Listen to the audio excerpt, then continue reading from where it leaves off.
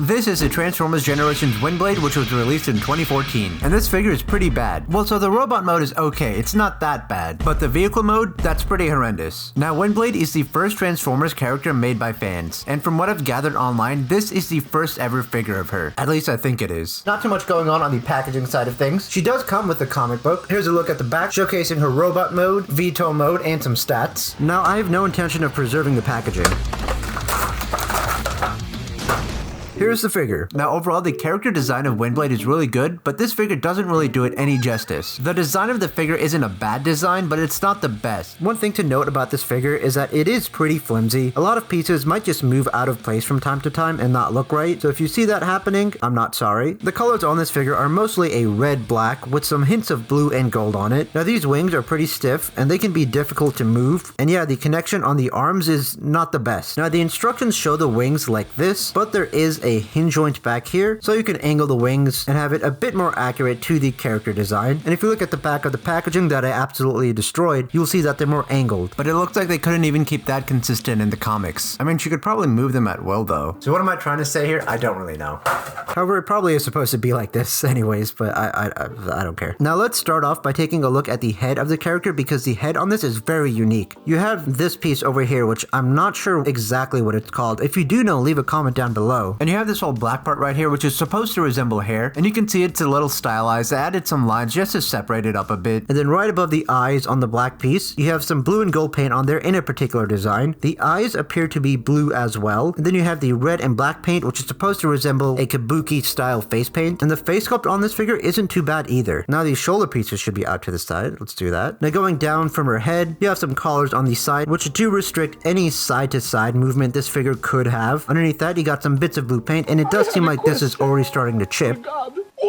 Now, a curious little thing that I noticed when looking at this figure online, a lot of people seem to have these parts over here more outwards, but the instructions say to have them inwards, and it's even like that on the comic book cover. Now onto the shoulder pads, it's a little bit hard to see, but you can kind of see the design and style it has. The arms are very skinny, not too much going on in the rest of the arms. There are some hollow points. Now this red part doesn't really have a whole lot going on, just a little bit of panel working. Then you have this blue piece on the collar, and a pretty simple looking hand. Now onto her chest piece, there's not a whole lot going on there. I just realized how that sounded. I don't mean it like that. Detail wise, there's not much going on. You can kind of see these little divots in there and this little triangular shape going down the middle. Down onto the waist, it's very skinny and it's kind of hard to see the design on it. Now on the crotch piece, there's a questionable slot there, which is probably not the best place to put it on a figure like this. And it's not really for anything either. Down onto the legs, not a whole lot of detail. They are hollow on the inside. On the back, you can see some atrocious landing gear cable. However, it does have some nice detail on it. Rest of the legs, nothing too much going on there. This figure doesn't really have a whole lot of detail on it, just a bit of panel working here and there, and you can see a little bit of panel working on the legs. Maybe some panel lining could make this figure look a little bit better. If you move it up though, you will see some detail going on. Now the legs on this figure are really bad. They're designed very poorly, and the figure can't really stand up straight. The best way to really get this figure to stand properly is by spreading the legs apart, which looks kind of dumb. And with the connection of the legs being so flimsy, they're gonna spread apart anyways. Oh, you haven't left a like and subscribed.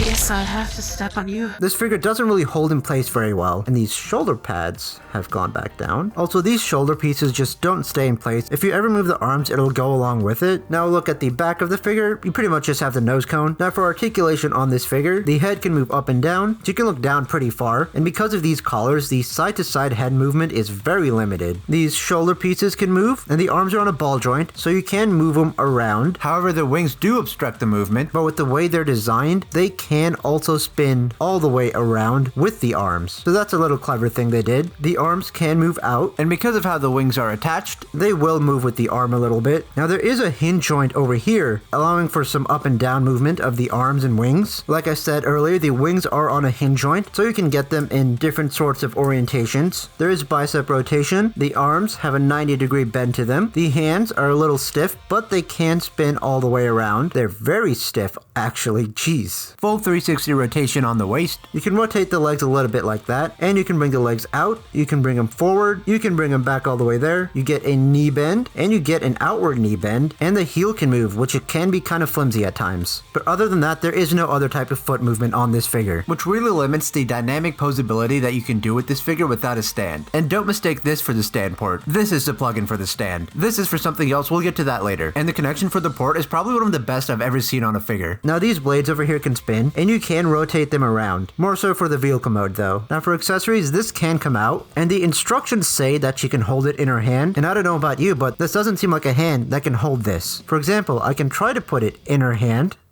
Yeah, Now if we do look at this, you can see some of the detail on there, more so when you turn it over to the back. And I am liking how this looks. Now some parts of the figure are like a glossy black, while other parts like right here are more of a matte black, and it really doesn't help with the aesthetic of the figure. It makes it look very off. Here is her weapon. It's actually in the scabbard, which has a tiny amount of detail on it, but if you open it, you'll see that the blade looks really nice. It starts off with a translucent purple, and then it goes up becoming a clear plastic. A closer look at the handle. Not a whole lot going on. You do have those fans inside, but the rest of it looks pretty simple. You can place a scabbard on either side. There's also a slot over here, and then you can have her hold her weapon, and thank God you can actually hold this one. Oh, that came off. Yeah, the connection on this isn't the best, but you could just have her hold it in her hand if you wanted to. Also, I really like the cover of the comic book. I've never read any of the comics, so I have absolutely no idea what's going on, which is a pretty common state of mind for me anyways.